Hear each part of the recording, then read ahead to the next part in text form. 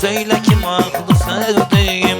Yazıyı da yazdıran var, muhabbeti yazdıran var, ara sıra kızdıran var. Söyle kim haklı sevdiğim.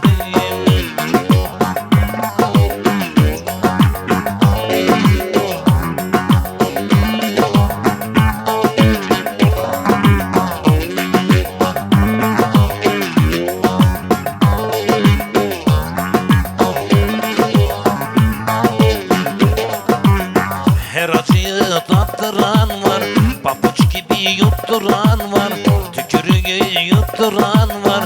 Söyle kim haklı sevdiğim.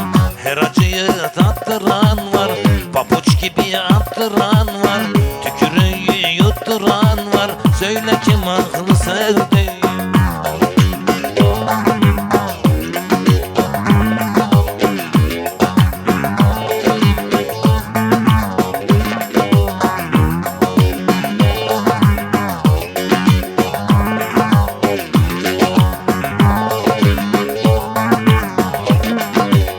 Çare sensiz bulunmuyor, gözüm yaşı kurumuyor, nefis biraz durulmuyor.